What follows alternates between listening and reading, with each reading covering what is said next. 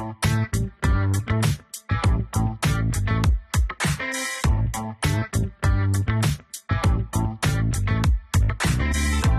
to Running on Ice, the coolest community in freight. I'm your host, Mary O'Connell, bringing you the latest tech updates, warehouse news, and everything happening in the cold chain world. Not only is there the coolest show in freight, but there's also Running on Ice, a newsletter that could not be colder. You can subscribe to that on FreightWaves.com/running on ice. Before we get into our guest interview, let's get into some headlines. For the first time in the country's history, Bangladesh has started exporting fruits using reefer containers. Earlier, only potatoes were exported by sea, packed into containers. Usually, fruits and vegetables like mangoes are exported by air. However, on March 17th, watermelons and tomatoes were exported to Malaysia by ship. The owner of the export firm, Sitar International, says 13.32 tons of watermelon and 700 tons of tomato were shipped in a container to Malaysia. For the watermelons alone, the exporter will fetch about $4,000. He noted that a significant volume of watermelons is being produced in Bangladesh, and if the waterway shipment of watermelons is found to be successful, the country will be able to earn huge amounts of foreign currency by exporting fruits like watermelon, lychee, banana, jackfruit, which are being produced in Bangladesh. Thermo King's newest service, Remote Operating Center, ROC, is a driver support solution that puts roadside assistance for transport refrigeration units. ROC service delivers 24/7 real-time remote monitoring predictive analytics that use an algorithm to help predict failures days or weeks before they occur, and guide responses by a team of experts to solve any problem that may arise.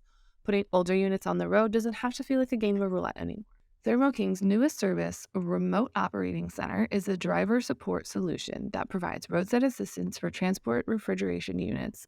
ROC service delivers 24/7 real-time remote monitoring predictive analytics that use an algorithm to help predict failures days or weeks before they occur, and guide response teams by an expert to solve any problems that may arise. Putting older units on the road doesn't have to feel like a game of roulette anymore. Each alarm is critically categorized, from green alerts that do not require immediate reaction to red alerts that trigger smart routing protocols and send the driver to the closest dealership to fix the problem. KFC is trying to start chicken wars again. What Popeyes attempted with the chicken sandwich, KFC is attempting with nugs. Kentucky Fried Chicken is introducing a new 100% white meat Kentucky Fried Chicken nuggets, hand-breaded with KFC's original recipe.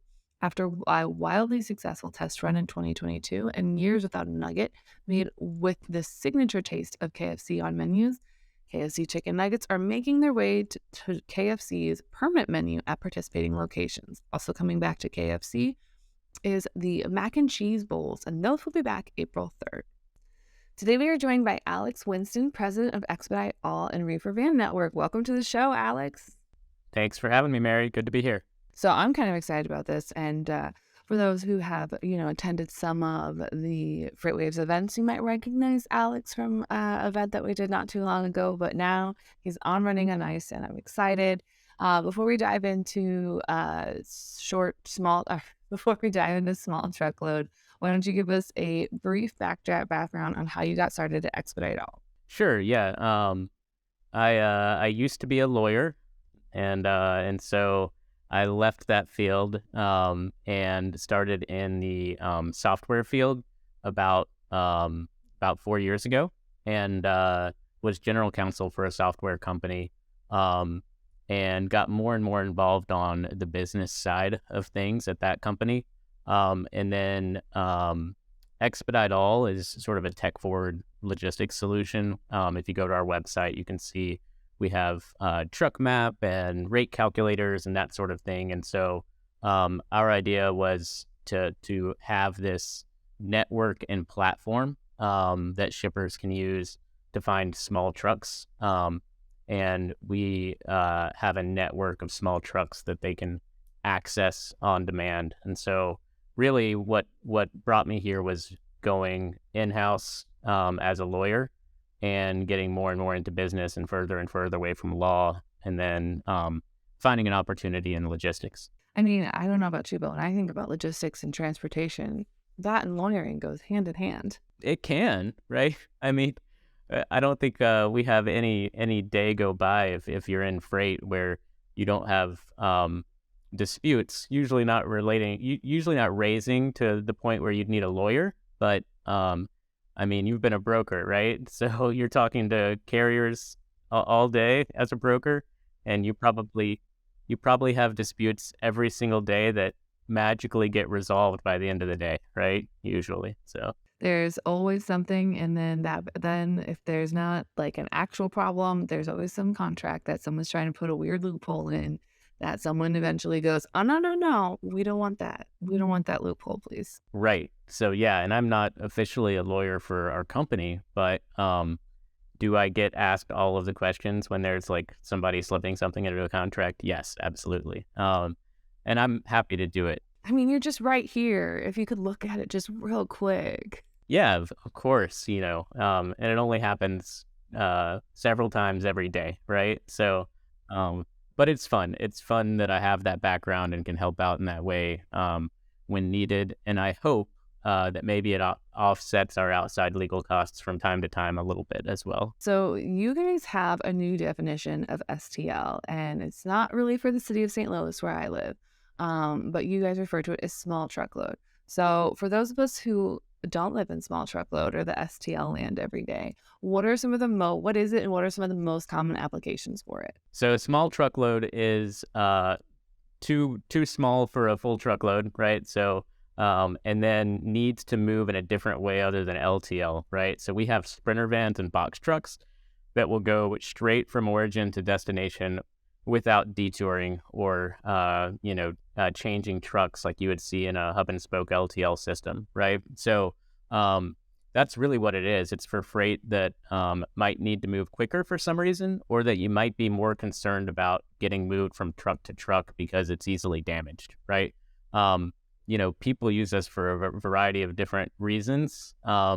But I think the most common use is, hey, I need to go fast is a really common use. And then, hey, I really want to make sure this doesn't get damaged in transit, right? And I know if it gets moved from one truck to another truck, that's going to happen. But anything like 0 to 12 pallets, we can move really fast. I think we move 0 to 12 pallets more efficiently than anyone else in the country. So that's really our wheelhouse, and we enjoy doing it. We've been doing it for a long time with our network of carriers, even though our expedited website is fairly new, only about a year old. We've been building this network for quite some time. Well, I mean, the network, the website doesn't necessarily reflect the network. Anyone can have a fancy website. Can anyone have a fleet of vehicles ready to move maybe like a pallet of Fabergé eggs?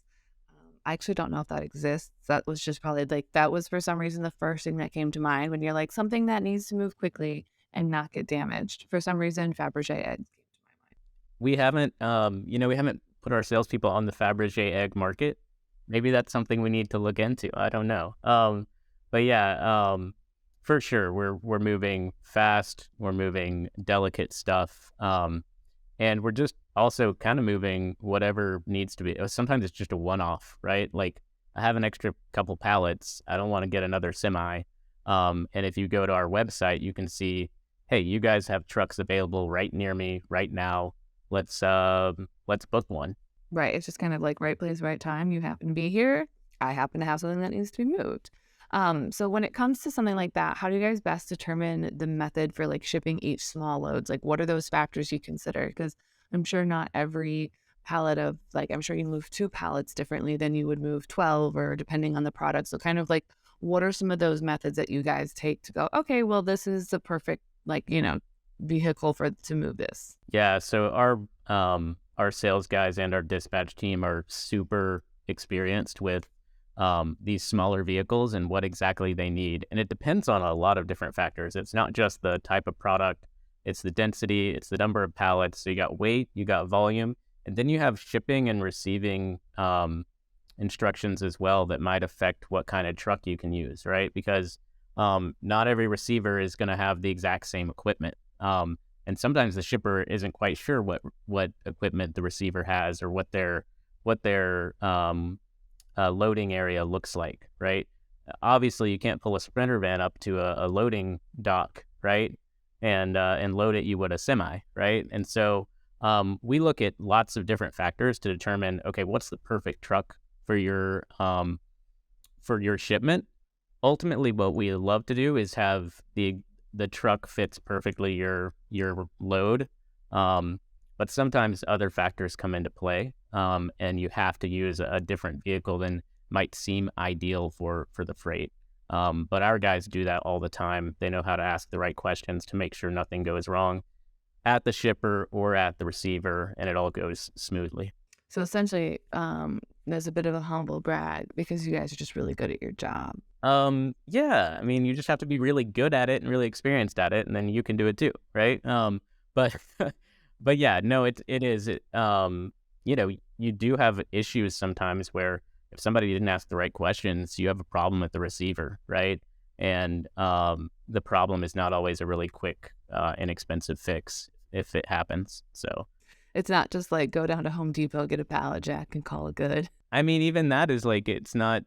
Go to Home Depot and get a pallet jack is not the cheapest thing to do, right? And certainly your driver is not going to be really happy with that solution either, right? No, I can't imagine that would go over well. So for these smaller loads, I know that they do come on pallets and everything, but kind of how do you make sure that like your shipper knows like this is how you should package them, this is how they need to be labeled so they don't get lost? Are there ever, for example, like to more than one shipment on a truck? Like, do you guys ever do like a two pick, like one drop or two pick, two drop kind of things? Like, kind of how do you make sure everything's properly packaged so if you hit one of the infamous potholes in the world, you don't suddenly have a whole bunch of stuff all over the back of your van? I mean, we don't do a lot of like multiple pick and drop stuff.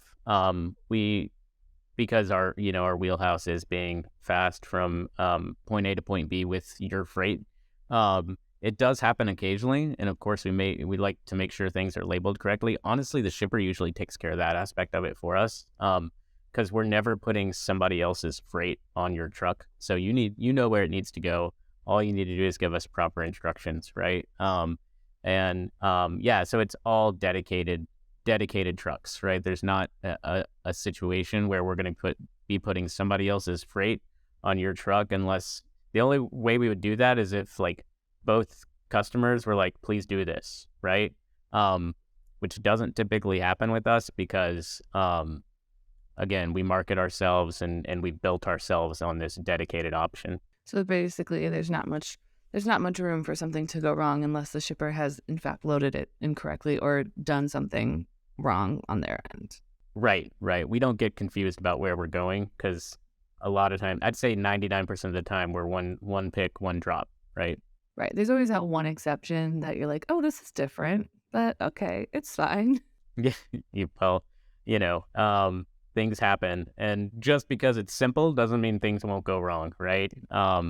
This is freight moving across the country on roads that get snow and ice even now, right? We're still dealing with snow and ice in certain parts of the country right now. So, things can go wrong. And so like any other logistics professional, you just have to be ready for every contingency, right? Right. I would love for one day in logistics, everything to go exactly as planned. Just one day. But then that's when I know that it'll be the true end of the world. When like not a single shipper has an issue, everything goes off without a hitch for one day. That immediately is like, oh well, the world's ending tonight. It's been real. If that happens, I'm gonna check my pulse because I think I've died and gone to heaven, logistics heaven, where everything goes smoothly, right? But also like what is sad? Like if that's heaven, yikes. I had dreamed bigger. Yeah, yeah, I'm with you. So what are some of these challenge because we've talked about the good things of getting things there quickly. What are some of those common challenges that come with this? Like what are some of the most common anytime something's going to go wrong, 90% of the time it's going to be this one problem. What are some of those common challenges? So I think sometimes incomplete information, can be a big problem when we don't have the proper information from our customer. That can cause some issues. But a lot of problems you see in some of these types of loads are are caused by a lack of information about the carrier as well. So, I think a lot of brokers will go out, find something that's available, and maybe they didn't get it from the most reputable source, right? And I think brokers talk about this all the time. If you're on, LinkedIn following people, you see people talk about all kinds of problems they have with carriers, right? Same thing happens in small truckload as well. The advantage we have to deal with that is every one of our carriers is out on our network and on our platform. So we have an internal TMS that they're required to use. We know exactly where they are, where they're going, whether they're loaded, where they live, what they had for breakfast that morning, and then, if they're refrigerated, what their current temperature is as well, right? So it's really pretty complete information on our end. And when we say we have a truck, we know everything about that truck, right? We're not dealing with someone who we've got to try to trust about telling us all the things that are or are not true. We also know all the equipment they have available, right? So it's easier for us, I think, to avoid some of those problems that you might find with a typical broker. So again, I guess it just comes back to like you guys really do your homework. You're not going to offer up a half solution. You're going to truly have a complete solution that everything about. You're not just like, yeah, this guy says he's fine, so he's fine. Let's just see what happens. Yeah, and the reason we market and promote small truckload is because we know we're really good at it, right? We're not going to market and promote something that we feel like, hey, we're just as good as most people, right? We market and promote this because we know nobody's doing it more efficiently and more I guess without hiccups than we can. Yeah. So I guess when it comes to some of those temperature controlled moves, how do you said that you kind of have that data, you know exactly like what temperature that vehicle is at. Kind of what's the way that you do that? Is it just like a call to the thermometer or like what's like how you get to how do you get that? We're actually in the process of changing vendors on that, but there are solutions, and I'm not going to like name drop anybody because they compete with each other. And they're actually a couple of them are competing for our next move. So I don't want to give anybody an idea about who we might be using. But there are Through the technology available on the market. yes, the technology is on the market. It's very good technology. We've tested it. We've used it. It does monitor the temp in real time, as well as create log sheets that a customer can ask to see if something went wrong, right? Those things come in really handy if you ever end up in a situation where you need a lawyer, right? But really, I think you can find them on the market. They don't hide. They promote themselves, and they offer a good service that not only will monitor, but will keep records, and then will also they have API capabilities as well, where you can build it into your TMS, where you can see, hey, if something goes wrong, I get alerted right away. If something goes off temperature, I can tell right away, and we can get that freight to a safe place if there's something wrong with the refrigeration in the vehicle. So I guess if you guys have something where like the temperature is dropped outside of the threshold, it's still got maybe 2 hours till it delivers, and if it's like basically like the product might spoil or go bad before it's done. How do you kind of like do you just have your driver like pull over until someone else can get out there, or like do you just say like drive to your nearest repair shop or drive faster to the destination? The number one priority is like keeping the freight in good condition, because usually the freight is more expensive than the fix to the the unit, right? So ideally, we find out right away, and we direct them to the nearest cold warehouse where they can store it. And hopefully there's something cold nearby, right? And so what we would do is we would contact that warehouse and just beg them for a little space for a little time while this gets fixed, right? And begging them does involve paying them as well. So, but we beg with money in our hands. Please take this right away. And so that's really the process is if you know something's gone wrong, you've got to get it cold, or get it to the right temperature again. Sometimes you'll be lucky and you'll have an empty vehicle nearby, right? That can come and you can just transload it, right? Or take it from one van to another van. And just keep your customer apprised of what's going on. I think, everyone expects that things happen. What they don't like is when things happen and you don't communicate with them, right? So we just let our customer know, hey, we've had an issue with this. It's going to be slightly delayed. And the reason it has to be delayed is because we need to protect your product, right? Something went wrong on the van. We caught it right away. We're fixing it right away. But you'll notice in our updates that your product hasn't moved in the past 2 hours, and you're going to be like, hey, I was getting these tracking updates. It was moving and then it stopped. Why? Right? So we'll go ahead and be proactive and tell you why. I really like that approach because there's so many times that like when I was in operations, I was like, oh, well, like we had something go wrong, like we fixed it, but we should call the carrier. And they're like, or we should call the customer. And they were like, no, we don't need to bother the customer with this. And I'm like, but it happened to their shipment. Like it's their stuff. They should know what's happening to it. But that's just one of those little pet peeves I have about like operations and common things in brokerages is that like, everyone's so scared to talk to the customer. Yeah. And you shouldn't be. If something goes wrong, they might find out, they might not find out. It's getting easier and easier for them to find out, even if you're trying to hide it. And sometimes you don't know whether they'll find out when you're trying to hide it. So you might as well be transparent. With technology now, they may have a GPS monitor on the freight, right? So if it stops, they can see that.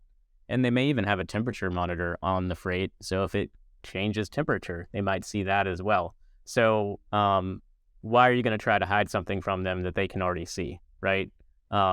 They shouldn't have to call you 2 hours later and be like, hey, my freight's been at the wrong temperature for 2 hours. What are you doing?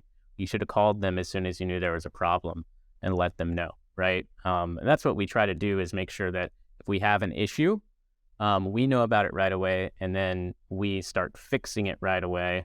And then, of course, we keep our customer apprised of what's going on.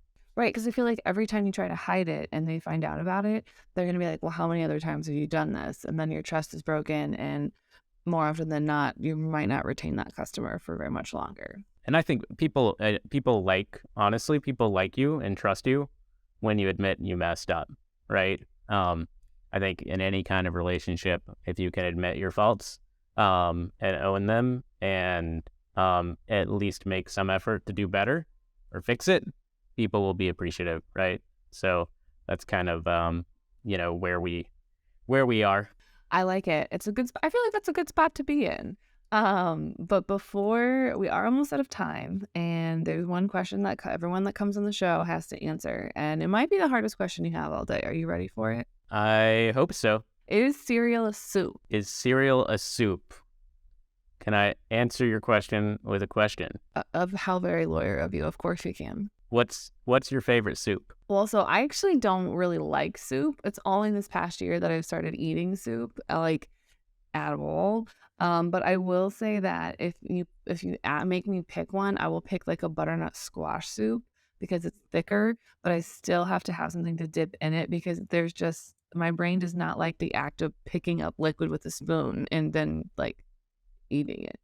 I don't know. I have a weird thing around soup. Well, my favorite soup is Honey Nut Cheerios. So, does that answer your question? Yes, it does. Okay, perfect. All right. So if someone wants to talk to you about small truckload or your favorite type of soup, where can they find you outside the show? They can go to our website, expediteall.com. They can also go to reefervannetwork.com. That's Reefer Van Network is our division that specializes in cold freight. So either of those websites, they can also find me on LinkedIn, Alex Winston. I'm not hard to find.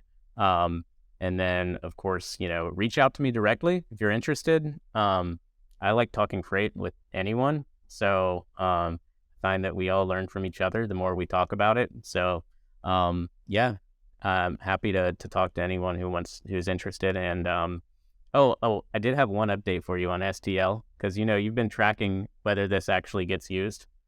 I saw an independent freight agent, not related to me. Their LinkedIn tag said that they do FTL and STL, Small truckload. Look small at truckload. that. Look So at that. It's it's catching catching on. on. It's catching on. But I yeah, like it. so find me on LinkedIn. Find the company at expediteall.com. Awesome. Thank you so much for being with us today. All right. Thanks, Mary. You can catch other episodes of Running on Ice right here on FreightWaves TV or YouTube or anywhere else you get your podcasts like Apple Podcasts and Spotify. Need more Running on Ice news? Subscribe to the newsletter on freightwaves.com/runningonIce. See you on the internet.